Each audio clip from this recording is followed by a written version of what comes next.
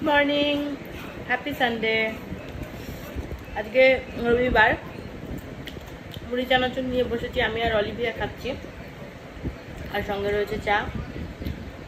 আজকে বকুল আসেনি, কাজের অনেক লম্বা লিস্ট। আজকে একবার করে এলাম, এবার গিয়ে আবার।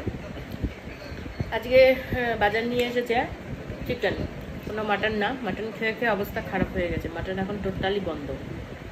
মাঝে এরকম ছিল যে 6 মাসে 9 মাসে একবার, এরকম 2 মাস গ্যাপ দিয়ে বা অনেকদিন গ্যাপ দিয়ে তারপরে আনা হতো। কিন্তু যবে থেকে ওই লো প্রেশারের প্রবলেমটা দেখা দিয়েছে, অ্যানিমিয়া, লো প্রেশার, তবে থেকে ইচ্ছা মতন মাটন হচ্ছে, কোনো রেস্ট্রিকশান নেই। কিন্তু এটা করলে হবে না, চেহারার অবস্থা বড্ড বেহাল হয়ে গেছে। আমি এখন বুঝতে পারছি না কী করে এই ওয়েট লস করবো।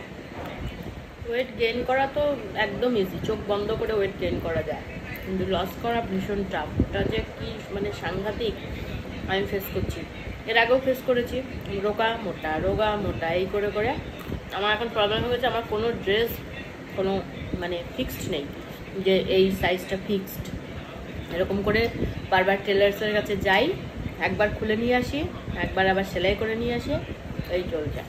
তো ওই কারণে আজকে চিকেন রান্না হচ্ছে, চিকেন আনতে বলেছি। তো আমার কত তো একটু মানে মনক্ষুণ্ণ যে চিকেন হবে, কিছু করার নেই, চিকেন এখন হবে আর মাটনটা অনেকদিন পর পর হবে। তো চিকেনটাকে দুরকমভাবে নিয়ে এসছে, একটা হচ্ছে ওই সলিড পিসটা আর হাড়ের পিসটা। তো করবো সলিড পিসটা।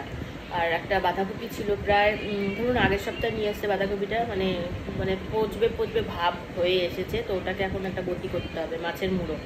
তো সেই মাছের মুড়ো দিয়ে বাঁধাকপি দারুণ লাগে, এর আগেও কদিন খাওয়া হয়েছে। তো আজকে এই দুটো রেসিপি এখন আপাতত ভাবছি, আমি জানি না মিডিলে আরও কিছু হবে কিনা বলতে পারছি না। তো এই দুটো একদম রবিবারে আজকে আমাদের এটাই। এইবার রান্নাঘরে চলে এসেছি, চিকেন নিয়ে এসেছিল, বললাম না সলিড পিসটা আলাদা করে নিয়ে এসেছিল। ওরা কুচিয়ে দিয়েছিল, বাট একটু বড় বড়, আর আমার এই রান্নার রেসিপিটা একটু ছোট লাগে। আর মাছের মাথা দিয়ে বাঁধাকপি করব, তো বাঁধাকপি কাটা হয়ে গেছে। মা আজকে বাঁধাকপিটা কেটে দিল, মা না কেটে দিলে বাঁধাকপিটা রান্না করাই হতো না।